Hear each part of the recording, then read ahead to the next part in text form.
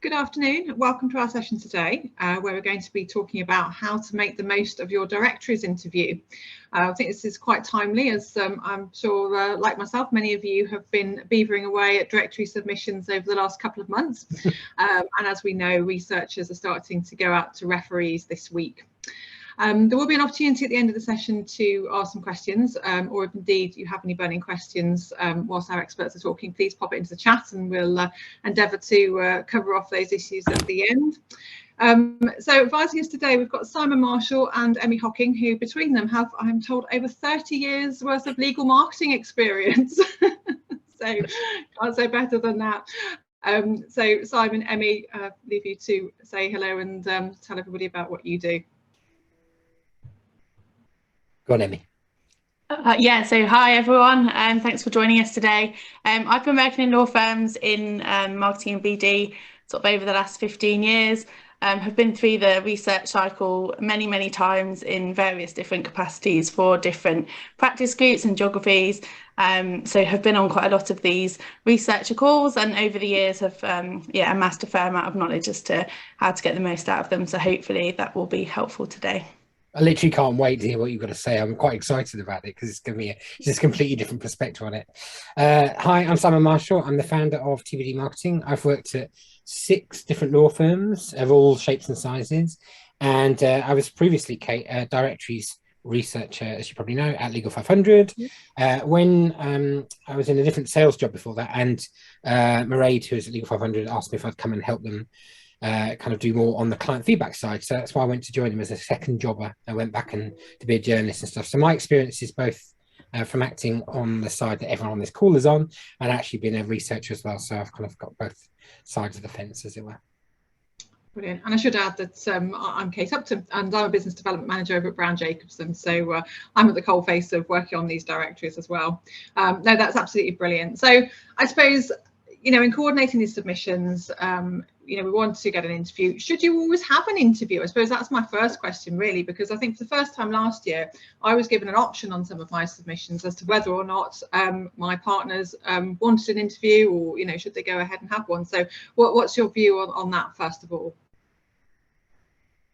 I feel like it's a trap, this question. I don't know. Not a trap. I just thought it was one. My gut instinct tells me you should always opt for the interview if you can.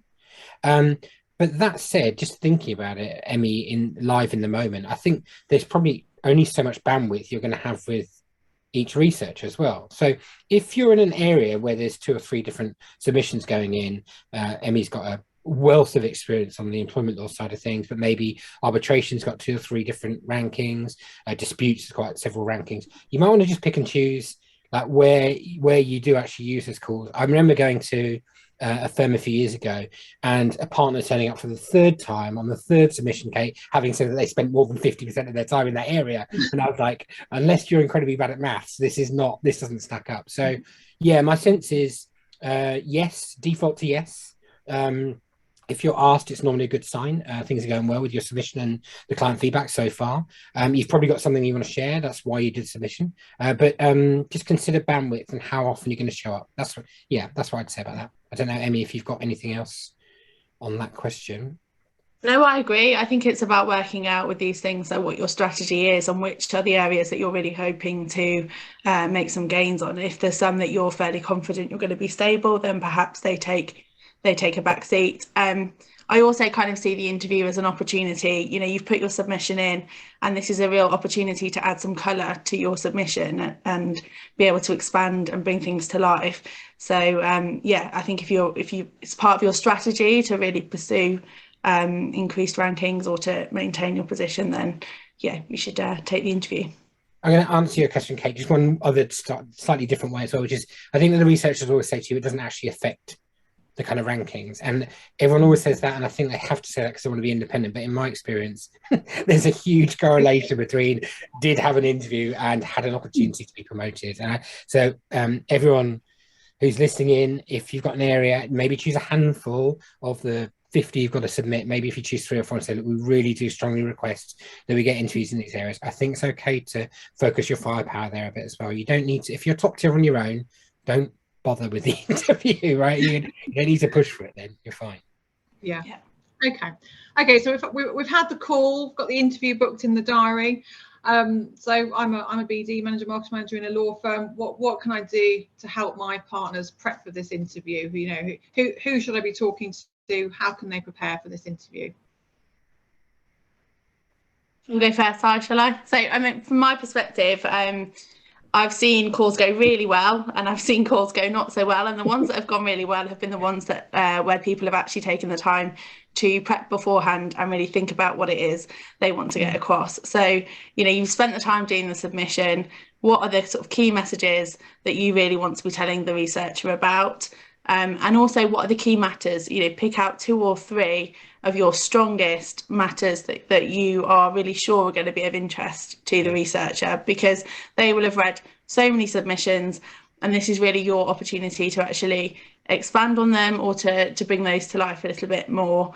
Equally, if you've got people that you are trying to promote and push forward as leading individuals, that's an opportunity to kind of pull those out and bring those into the mix. So I would really say it's worth spending some time thinking about those things, looking at the rankings as they currently stand, and being aware of what those other firms have previously been listed for as well, because you're likely to be asked on that. Yeah, it's like all things, isn't it? The more that you prepare, the better the result is going to be. Yeah, I think improv is fun, you know, but fundamentally we go into the West End to see really high-end kind of quality, well-rehearsed plays, don't we? If you think about the interview a different way, Kate, I'd say it's like it's the directory's only opportunity to experience what it would be like to be one of your clients, right? So if you prepare for it as if it's effectively a client pitch, and you take it seriously as, okay, what questions they're going to ask us, how are we going to answer those things, where are our strengths, shall we acknowledge where we aren't as strong? You know, shall we acknowledge where some other competitors have done well? We're going to come to more of this, but if you play a straight bat, you'll get a good result, I think. So we're going to talk about that a bit more later on, but I think rehearsing is the thing that you see actors do when they rehearse. Is they get the lines out of the way, they get this down, and then they get the performance in, right? If you turn up otherwise and you're hoping it's all going to come together on the day, as Emmie says, I don't know in what ratio she experienced it, but all I'm saying is she's seen both good and bad, right? So just, you know, if you rehearse, the odds are it's going to go well. These guys are incredibly talented. They win clients on a regular basis. They know how to do so. And so therefore it's got to be a natural thing for them to be doing. One other tip on that is if it's the wrong person to be presenting because they're just not very good in that scenario, I think it's incumbent on you as the marketing person to manage that, right? You've got to manage that. You've got to say, yeah, I wonder if we might be in a better position if X did it instead, right? Because I was going to say, actually, you know, who should attend these interviews, and how many people potentially? Obviously, we've got a name against the submission, you know, a team leader or practice head. But yeah, what are your thoughts on that? And what are your thoughts also on BD potentially sitting in as well? Because again, I've heard that mentioned and different views sort of put forward. I don't know what Emmie's views are on it, and maybe I'll have a go first. My default says try and keep it to one lawyer if you can to do it. Nothing says unified, powerful firm that really is good at what it does than a partner speaking confidently to other people's matters, right? What a sense of your culture is that if you turn up and you've rehearsed, Kate, and you know what you're talking about, and you come along and you say, I'm really proud of Sally who's done this and Jeff who's done that, and whatever it might be, right? That's a really nice experience for the editor, the researcher. They don't have that commonly, I would suggest, Emmy. It's normally about the person who's in front of them doing it. So there's that. Having BD in the room, fine. You know, there are good reasons for it. If I work with some law firm founders, if it's their first time, why wouldn't you show up? If they feel more confident in the scenario, the researchers don't care as long as you don't get in the way. I think it's good for follow-up, Emmy. If really good BD guys, they know how to follow up. I'll capture 3 things we need to send them, some press releases about deals they didn't know about, or cases or matters. And I think BD can also nudge Emmie, they can nudge the conversation forward. Maybe you can say a bit more about that. I don't know, but I think they can intervene at the right times. Yeah, and I think that's probably my experience is having BD on the line doesn't mean that you take centre stage. It's very much a case of being able to listen to what the researcher's asking, but also making sure that in terms of your preparation, that you manage to tick off each of the things that you wanted to be able to get across. And sometimes in the heat of a moment when a partner's talking about a specific thing, it can be easy to kind of perhaps divert away from that. And I think sometimes the BD person can just help make sure that everything's been covered that you will kind of want to get out of it. And I think it helps you for the future to know what kind of things the researchers are going to ask, it can help for your preparation kind of the next time around as well, and you can start to see if there's any sort of clear themes to it. So yeah, so I would say there's no harm. And I agree with what you said about only having kind of one person, or in some cases I've had two max. If there's been a particular, in some practices you can have perhaps partners that focus on two slightly different areas. That can work okay, but I think the health warning with that is that you agree who's going to speak about what, because there's nothing worse than having everyone trying to talk at once, or trying to kind of commandeer the conversation as well. So yeah, I think on the whole one probably works best. Yeah, I think that sounds good. If you have two or more, you have to rehearse. You have to rehearse. Yeah. As Emmie says, don't just, not one of those awkward rehearsals where it's kind of everybody comes along and says what they're going to say. No, actually do it, rehearse it, right? Try it, play it out loud, see how it sounds. The marketing person's job in that situation is to give everyone permission to feel silly, to get it wrong, to make mistakes privately in those four walls or over Zoom, and it's okay, no one's watching. But the marketing person says, right, we're going to get this all wrong for an hour so that we get it right on the day. And if you, Emmie, I'm sure is highly skilled at doing that. I spent years doing it as well. Get them ready, they'll perform on the day then, and nobody's going to cut across each other's messages. Nothing's more awkward, Kate, than having an inconsistent set of messages show up. I've been a researcher. It's awful when the researcher sits back and doesn't say anything. Oh, have we just lost Kate? There we go. Yeah, I think so. I think she's coming back in a sec. She's going to come back in, hopefully.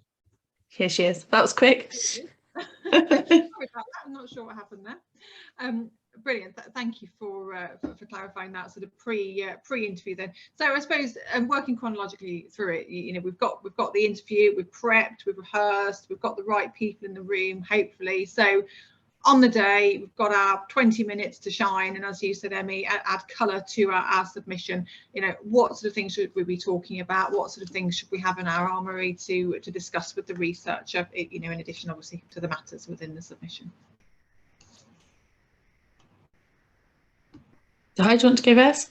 First thing to do is make sure it's the hardest thing to do, because the researcher is going to ask you a question, and the first thing you got to do is not answer that question, right? First thing you got to do is make sure you understand where the research is in the process, because then you'll be talking into context. So just before I answer, that's a great question you say, all right?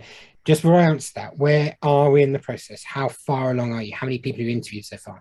If they're green and don't know anything about it, and they haven't researched it before, and they don't know, great, then spend a bit more time on colour, context, market, conditions, etc. If they've done it all, and then don't bother, right? You're not going to win any fans. Okay, great. Many people have told you X. We're going to say that actually the market needs to reflect Y, and so we'd like to see that reflection in the table, and we're going to make a case for that today. Don't overly dwell on market context. If they've done 18 out of 20 conversations, you're not going to win that argument, really. Now, I'd say that's a really good reason for making sure that, you know, your Emmys and your Cies and your Kates are on the phone, get those interviews in as early as they can. You can set the tone. So I know it's labouring the point, but I think all the good stuff, Kate, flows from that initial. I'd really like to work in the context of, you know, have you done this section before? Where are you in the process? And, you know, what themes have you been hearing about so far that we can talk about? Okay, interesting. I think that's a good point, Si, because I've been on a call before where a researcher has asked, you know, what are the hot topics for the year? What are the trends that you're expecting to see within a practice area? And sometimes that has occasionally caught the person off the cuff, and it's largely been because it's been a researcher that actually has never researched in that particular area before, doesn't really know much about what's coming or what are the, you know, what's likely to be coming. So I think it's a valid point that you say, to try and work out from the start, if they're seasoned and they know the stuff, then actually that stuff is really like superfluous, isn't it? There's a lot of partner energy over the years, over 20 years of doing this has gone into complaining about the research. So they don't know enough about a section, or they no. You get the perfect researcher every time. You do, right? Either the perfect one that you can help inform, influence, and cajole and whatever, or someone who's really seasoned, who's open to your reasoning, understands why, or can explain back to you why it is that you're not going to be ranked a certain way. So whoever you get is perfect. And you have to treat them as such as well. But you have to adapt your style accordingly to their circumstances. But Kate, I think, to answer your chronological question, that's the top slot. You know, the next question they're going to ask is, Emmie, I think they're going to say next, please can you know, tell me about 2 or 3 letters, right, and what they indicate about your practice. Now, we're assuming something here, Kate, which is everyone's got to the interview having done a really good submission. But let's just go back half a step. In the submission, you will have cleverly, all of you, laced through 2 or 3 key messages through your introduction, through your feedback section, and through your matters. And you'll have proven how those things demonstrate your key contentions in those matters. You'll say this case demonstrates this matter demonstrates, that we're that, right? Well, I'm not going to give you clues here, right? You can pay me for that, right? But for that piece of work, right? That's what we're going to do on the call. For those 3 matters, if you've got 3 things, Kate, that are really important for you to go up a tier or be represented in the table, you've got to hit those 3 messages. They can't be your pet matters. They've got to be the ones that give you the best chance of, we are international, we are cross-border, we are growing, we are whatever they are, right? Whatever your key messages are, choose the matters and don't be afraid to send some signals out. This is something that demonstrates, as you can see from the thing, we feel this really demonstrates this. We'll leave it to the referees to kind of tell you more on that, as it were. And that's what I would do again and again. It's like a memory, shopping list thing, Emmy. I think of it like, that game where you play I went to the shops and bought the. You're doing that. You're basically laying the trail of we did this, this, this, and when they start nodding on the call, you think, right, we're winning here. That's my advice, Kate, is to answer those 3 questions with the 3 key messages that are most going to make the difference to your practice getting ranked. Okay. I think as well, though, alongside that, historically, I've also looked at the current rankings to see, where if we're trying to get into a certain band, what are those firms saying that they do? What's in the write-up for them? If it was restructurings, then I would also think, well, how can we get across the fact that we're doing just as many restructurings as they are? It's being able to effectively place yourself alongside your competitors in the bands that you're hoping to get into as well. I think having some awareness of where other firms are sitting in the market is helpful at that stage as well. Yeah, that's a really good point, isn't it? I think, sorry, I was going to say, I think people tend to read their own submissions, but they don't necessarily read it in the context of other firms, as you say, either within your current band or the band that you want to get into. So I think that's a really informed conversation to have. It's such low-hanging fruit, Kate, isn't it? All right, the amount of firms that go onto the call talking about them going up a tier or 2 tiers, right? And Emmy and I were joking about this in the rehearsal for this session, just to prove that we take our own advice, right? And we were saying that you just don't go up 2 tiers nowadays, right? You're going to go up 1 tier at best, and you have to demonstrate. And then, as Kate was just illustrating, Emmy was mentioning, you've got to think about what those firms in the tier above demonstrate. How does your practice mirror what they're demonstrating? You've got to have a view on that, and you've got to have a view on whether or not somebody else should come up with you and someone else should drop down. I think having that kind of all market view, frankly, I know everyone knows that I'm an advocate for the directories. That's just flipping good advice for your competitor awareness and analysis, Emmy, in the real world, right? If you know what your others are doing around you, even if it's slightly historic information, that's going to serve you well for BD purposes anyway. But showing and taking an interest in doing that, marketing guys who are dedicated to a certain sector, certain service lines, please do take an interest in what other firms are doing in those areas and really know what their maybe weak spots are, what those opportunities are, the cracks that you can say, well, we do this thing as well. Yeah, absolutely. And how should we talk about other firms? Because there's an opportunity, isn't there, to talk about, current ranking that you may hold, and also other firms' rankings, because presumably, it's not a good form to say anything negative about another firm. How would you go about approaching that sort of question? Emmy, do you want me to go first? I think you can be constructive, can't you? I think you need to go onto the call preparing to speak highly of a couple of individuals or a couple of firms that you think are doing a good job, but equally be ready to speak constructively about maybe 1 or 2 teams that perhaps aren't performing as well as they did, or, that you are perhaps winning business against. There's no harm in saying, we are regularly winning business against this other firm. We are regularly seeing them on the other side of our matters, and we are successfully trouncing them. That's constructive. That's not sort of there to sort of pull anyone apart or destroy anyone's reputation. But I think my experience is the researchers do want to hear that kind of information, because they are in the process of trying to effectively map out who sits where, aren't they? And anything you can kind of add to help them with that process, I've generally found is quite well received. But Si, you'll probably know more. 100%. I think if you turn it on its head for a minute and ask what happens, what would it look like if you didn't do it, Kate? Right? It would be weird, right? Have a partner who's basically asking for them to be upper tier, one would assume, and here's the reasons why, and then ask for market context, and they don't offer any. And it's like, well, that there's no validity to that feedback on the information. How can you possibly deserve to go upper tier if you don't tell me where you sit in the market and that you understand why that's the case, right? I mean, it's a rare partner indeed that says, we think we should stay in this tier, right? We're happy with the tier. We think it's a perfectly good ranking. We'd like you to rank one or two of our individuals. That's a nice play. That's a lesser used play, and that will be the thing, by the way, that guarantees you get ranked a tier higher the year after. But I think Emmie's bang on right there. Really think about where these things are. My shorthand for it is praise and damn in equal measure. If you're going to say some things that are challenging or constructive about other firms, and please do make sure to take the time to praise those people who aren't in the table or who should be in the table, or I'm going to give away a trick here. If you're in the lower echelons, Kate, right? If you're in the 5th tier, you want to get in the 4th tier, then the person to praise is the researcher. And you say to the researcher, you've done a great job with tiers 1 and 2. Nobody can deny that that's a correct reflection of the market. However, down in tiers 4 and 5, where we are at the moment, X, right? And then there you go. That's my tip for you. You see that they're going to read that now 100 times this year, and it's like, what happened here? That's a nice tip. That one. Yeah, because I guess by being over-critical, you are implying some criticism of them, aren't you? So they're personally attached to it, Kate. I mean, these guys are researchers. Some of them want to be lawyers. Many of them are doing it, as a professional career. They take it deadly seriously. Anyone who suggests otherwise, please go and do one. go and actually be a researcher for a bit. And you'll find out how hard work it is. And then, to then denigrate their work in some way and saying they haven't taken it seriously, I think is grossly unfair for the most part. There's the odd chapter you think, I don't know what's happened there. But if you can remember to treat that researcher as a human being, Kate, right? To remember they've got needs and wants and desires and what they want to do with their career as well. I think it takes you a long way forward in the conversation as well. It's quite subtle. It doesn't have to be a big thing. What's your plan? What are you thinking? We found out some stuff about research a while ago that, well, I'm just saying the firm went up a tier is what I'm saying. Okay, so, all good.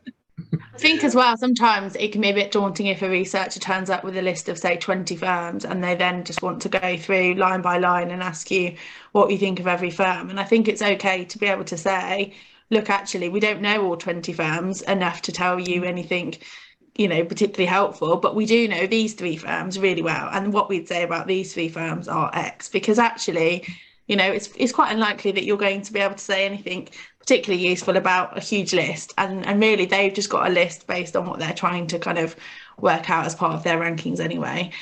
So I wouldn't be afraid to say that. I think they're not really, after a certain while, I don't think they're really asking about the firms. They're asking you, are you willing to say, I don't know? Yeah. Like, everyone who says I don't know is trusted a lot more. Yeah. And their feedback is, I've not come across those guys. Actually, when I look down the rest of the list or your list, I can't see anyone else there that we've come across. But someone's missing is this person. I think they should be in there. Imagine the amount of validity given to that comment as well. It just looks confident. I know the bit of the market I know really well. I can't answer to that. I'm afraid I haven't come across those guys. So it's a nice answer. It'll also save you 20 minutes. So taking that into consideration, saying I don't know, are there any bogey questions, for want of a better phrase, ones that people tend to stumble over, ones that really make the lawyers squirm? I don't know if you've got any thoughts on that. So how long have we got? Okay. So one thing that happens from the top is, let's be really honest, a lot of people don't rehearse, and a lot of people arrive because they're busy and they're supposed to be billing by the hours, a lot of these guys, and they haven't even read the submission. So Kate's written it, handed it to a partner. This would never happen in Kate's scenario, obviously, right? But Kate's written it, handed it to a partner. The partner's grabbed it, run to the meeting, and is going to wing it, right? That lack of rehearsal, that lack of understanding what those messages are, means that you get inconsistencies in what's asked for. And I think inconsistency, Emmie, is probably the thing that undermines credibility more than anything. If you say I want to go up a tier, and then in the meeting say I want to go up 2, that feedback is just dead now. Like, it's just pointless to me. When I was researching and I was asked to do that a few times, I thought, you haven't even read your own submission here. You haven't prepared or spent any time on this thing. And as I take back to my previous comment, they treat it as if this is a client meeting. If that's their experience of dealing with you, is integrity and preparation and all those kind of things. I mean, you've got a 30-minute window once a year to showcase that. Use it accordingly, is what I'd say. So yeah, I think that's one people fluff quite a lot, Kate, is that consistent point. Yeah. What do you think, Emmie? Yeah, I think I would say the same. I think I've seen it where perhaps a partner has got particularly hung up on maybe just one matter, but actually at the cost of the rest of what they're trying to get across. The researchers are looking for teams that are growing, aren't they, and developing and have got, plans for the future as well. And I think sometimes that doesn't always come across. I haven't often seen partners be willing to talk about juniors or the rising stars, the people that are coming through their teams that are actually doing very well and who may well be picked up by the referees that they've put forward as well. So I guess I would also say don't forget about that side of things. Yeah. As well as your matters, it's also good to give a bit of a picture of your team, and if you've got particular specialists that you really want to highlight as well, then that's obviously an opportunity to do that within that call as well. So yeah, I agree with Sarah. I think it comes back to what we were saying, doesn't it, about being sure of what it is you want to get across and not really deviating from that too much. Yeah, partners will fluff the lines on the feedback on other firms section as well. Okay, that's where you can just, it needs to be seamless, it needs to be smooth, it needs to be, I was expecting this, right? It's okay, this is a safe environment in which I'm going to give that feedback. They've all got those thoughts, they've all got those comments, just do it with some confidence. The researchers have no vested interest, none, of letting anyone know anything you said and attributing it to you. Of course they don't, right? Their whole model disappears if they don't have trust and integrity at the heart of it. And I think over 20, 30 years, they've proven their worth on that front, right? People moan about the directories. Try going into another area where there aren't those directories, and then asking how hard it is to get valid external third-party endorsement for what you do for a living. It's really hard if you're a dentist to prove you're a better dentist than other dentists, right? So, yeah, there you go. People are answering their own questions in the Q&A. I know, that was brilliant. This is like the most efficient session I've ever seen. This is awesome. So, I mean, in a minute, I was going to sort of move on to what to do sort of afterwards in terms of following up. Is there anything else you wanted to add in terms of the interview itself and during the interview? I'd like to make a point in relation to that kind of feedback point, maybe a bit there, but also in terms of the client feedback. We've got working assumption, Emmie and I. We haven't got any proof for it. We're working assumption now. If you get an interview, it's quite likely that the client feedback has been going well for you, or terribly, right? One of the two, right? If it's terrible, they'll call you, right? But if they've granted you a client interview, they're not going to do that if you've given them 20 referees. All those referees have refused to answer or said never in a month of Sundays, right? So one would assume they've got that. That's really important to know there, because I think, Kate, in the meeting, on the phone call, don't spend too long on where you think you should rank. And you should instead say, I think Emmie uses this trick as well. I think you should say, that's for others to judge. That's for the referees to decide. We'll leave you and your excellent research to decide where we sit. Our feeling is we should be a tier higher. We'll defer to you and your expertise. The more you give it away, the more you tell people that, it's genuine, right? It's real. If you've given good referees, Emmie, if they've done their thing and given the feedback and done all that as well, then nothing you say on the call is going to make you more likely to get promoted, I don't think, above and beyond demonstrating those key messages, talking through those matters, doing that. They're not going to suddenly bump you 2 tiers on the basis of, your comments on where you should sit in the table anyway. Their working assumption is everybody wants to go up a tier, right? That's their way.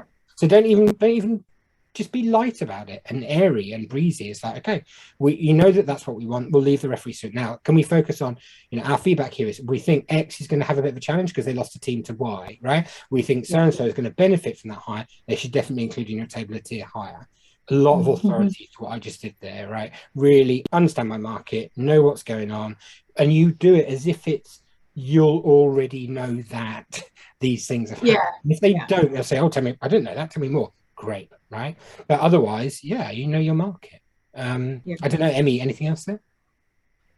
No, I suppose just moving on to sort of more towards the sort of follow-up or the end of the call, I have also tended to ask, back to your point about asking where they are in the process. As we sort of wrapped up the call, I have sort of asked, have you had much response from our referees? Obviously, you've been reaching out to them. How's that going? The researcher can't tell you who's responded, but I have had instances where they are willing to tell you, oh, we've had 50% of yours back so far, or actually we've not really had many responses, which also gives you opportunity to kind of give your referees a bit of a nudge. There's one easy way of finding out how many they've got roughly. I love this tip. Just offer them some more. offer them some more, and then in do it in a really off the cuff kind of way. You go, oh, do you like me to send you another 10 referees? And they're like, no, we already had 12 pieces of feedback. And you'll always find out the answer once you're in double figures. And now look, let's play that game for a minute. Let's play that game. And this comes from Kate Cogan, who I think might be before even both of your time, really. He was editor of Chambers back years ago, runs a directories agency now, lovely guy. And he said to me when he was doing this stuff that it is a bit of a numbers game. You've got to have at least 4 or 5 bits of feedback per person that you want to have ranked in the table. So I know it's not about today's call because that's about prep, but on the referees bit, you've only got 20 referees. It's not fair. I think the system's broken. I'm going to do a blog post about it over the next few weeks. I actually think referees should be for individuals, Emmie, and not for the firm, right? And that would be a lot fairer system then. But given what it is, 20 referees, 60% of them aren't going to respond, even though the 80% of them told you they would, right? So therefore, we're left with not that many to play with. And that means we're probably only going to get 2 people additionally ranked. If they all give 4 pieces of feedback each, that's the numbers we're playing with. Any more than that, don't try and divvy it up too much, Kate. It's not going to work. If you get more than 10 pieces of feedback out of 20, you're ahead of the game. You're doing well. That's really interesting. I thought about per person. That's good. Emmie, you look poised to speak. No, I was just it was just about making sure that you have kind of teed up your referees or just reminded them sometimes that you've asked for their permission months ago or weeks ago, and it's not going to be at the forefront of their mind. Just a little polite friendly email to say, oh, I think the research process is underway, if is definitely going to help with that, because they may well also be a referee for lots of other firms as well. So I think it definitely helps just to put it, give them a little prompt and a nudge.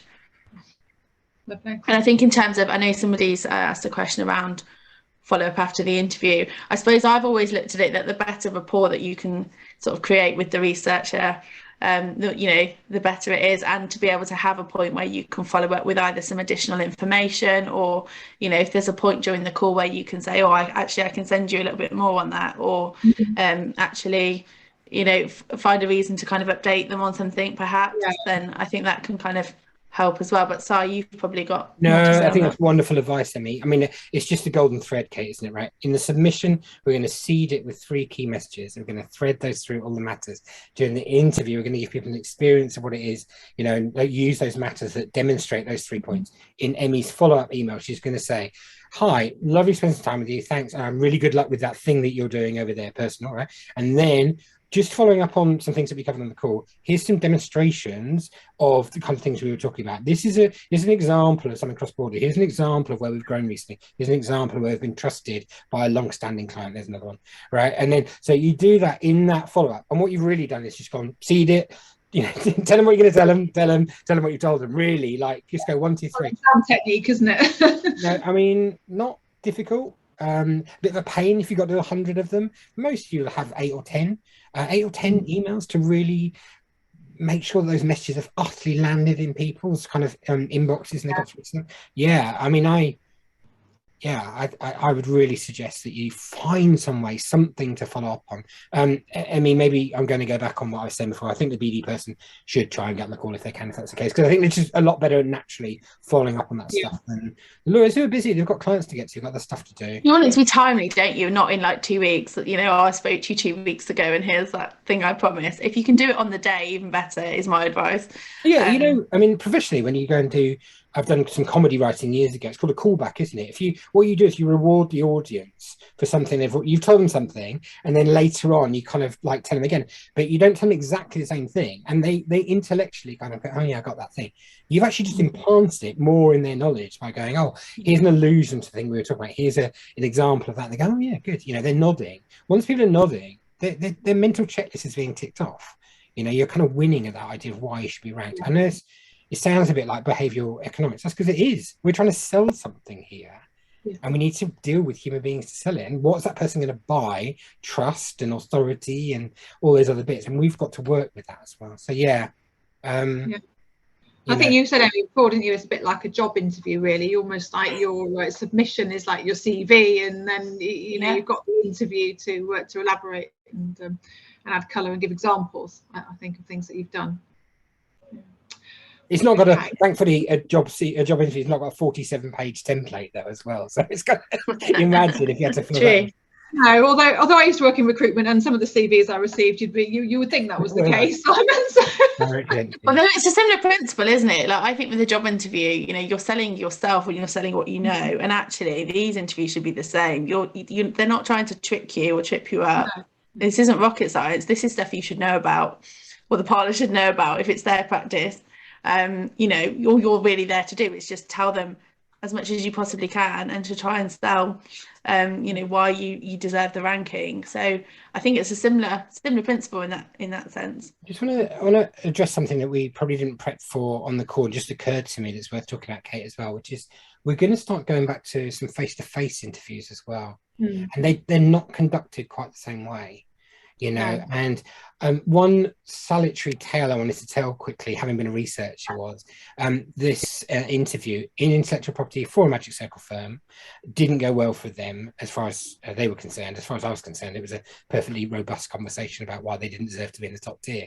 And but as I was leaving, the partners kind of swarmed around this marketing person, and I was kind of exiting the building, and I could see them almost getting into a discussion about it. Listen, don't do that.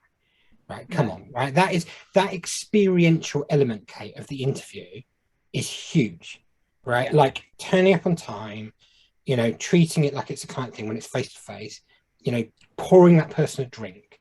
It's not rocket science, this stuff, right? Really, just treat them as if they're a client for half an hour. They might be too junior as far as you're concerned. They might not have this. Just treat them as if they're a client for half an hour, and they will reward you with the recognition you need to go and build more client work out there. Now, one way to look at that is these guys are paid to listen to your messaging. There aren't too many people in the world out there who are literally asking you, what is it you're good at? How can I showcase that and tell the world about it? Really, you know, we normally call that advertising, and this isn't that, right? So please do just think of it that way. It's like, this person's trying to do me a favor here. I'm going to work with them. And when it's together face to face, you know, any elements of humanity, anything that kind of brings it together. Maybe if you're in the regions, Emmie, you might have to go out for dinner with these guys as well. That interview is still live when you go out for dinner with these guys. If you're having breakfast with these guys, you're being interviewed. It might not look like it, but at that point in time, they're getting a sense of it. Just do not let your guard down at that point in time. Signing up on time seems like a really rudimentary point to make, but actually it's a really, really important one, because the amount of times I've joined a call and waited and had to make apologies and excuses, and actually it just puts you on the slight back foot to begin with, doesn't it? Like, it's not, because you wouldn't do that if it was a client. So equally, it is about respecting, I think, the researchers' time. They're having to go to a lot of these, aren't they? And I think that does also create an impression. So just on I've noticed there's a question about rankings and feedback. You mentioned having like a robust conversation. What in your kind of past experience, have you had situations where partners have overtly asked why they haven't been ranked to the researcher?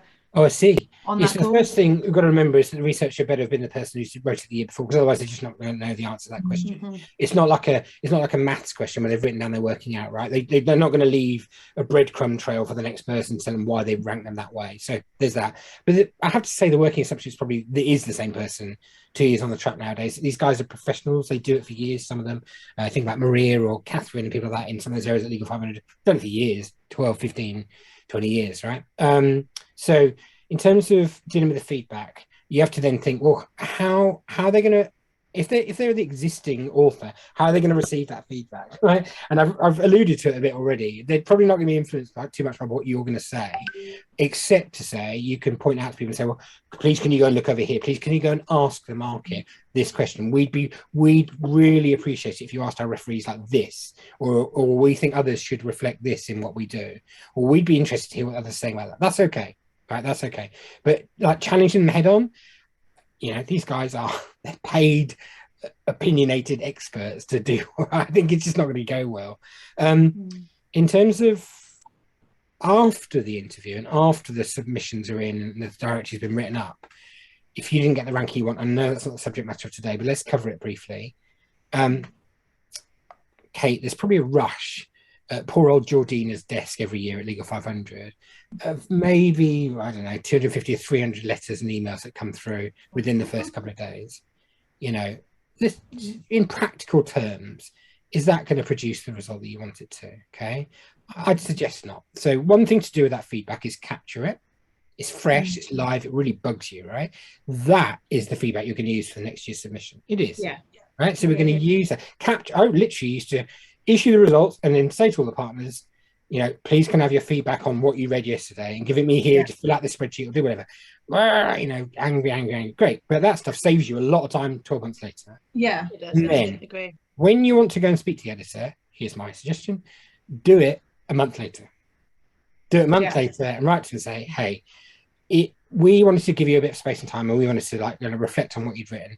And our strong feeling is this and that, right? We assume that you're not going to be able to do too much about it this year, although we'd really appreciate it if you did.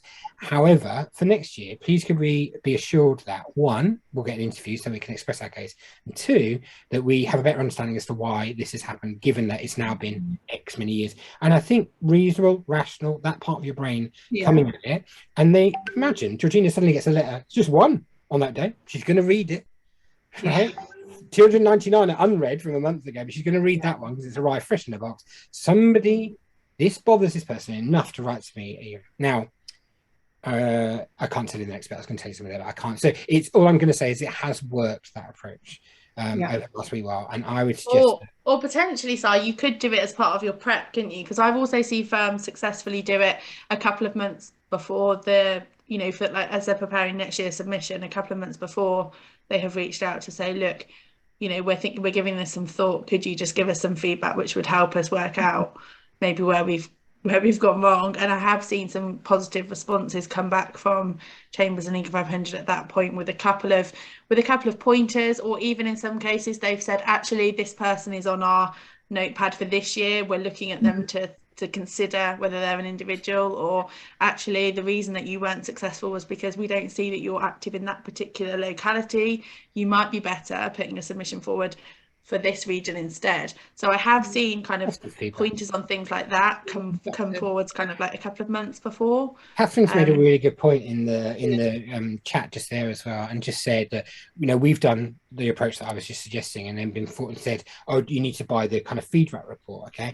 And I think that's because it's been passed to the commercial guys, who then see, well, you can pay however many thousands of pounds it is to hear back from your own clients anonymously. But anyway, if you want to do that, by the way, then TBOD will do that for a fraction of the price for you. So just let me know and we'll do that for you instead. But Catherine, how do you deal with that? I'd respond back to it and say, this isn't the commercial point. That's not what I'm dealing with here. I don't want the full kind of this and that. I want to address why it is there's a mismatch between our perception of the market, the work we're winning, and this. If you're genuinely can demonstrably say, through, opinion, facts, figures, everything, we should be served that way, I think you'll be able to make your case there.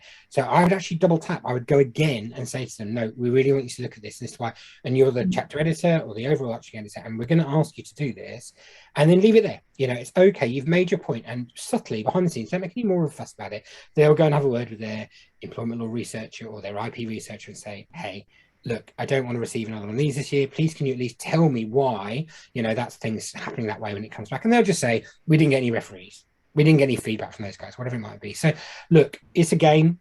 You know how to play it. That letter's not going to be published anywhere. It's a safe thing to do. They're expecting that feedback.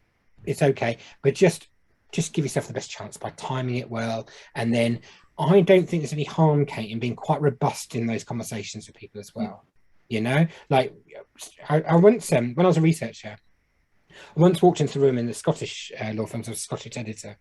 And it just said the Legal 500 why you're wrong was on the screen, and because they'd had 5 years of banging their head against a brick wall with me and my predecessors to why they didn't get ranked, and they weren't being listened to. And the marketing guy said, fine, what does Einstein say, first sign of madness is doing the same thing expecting a different result.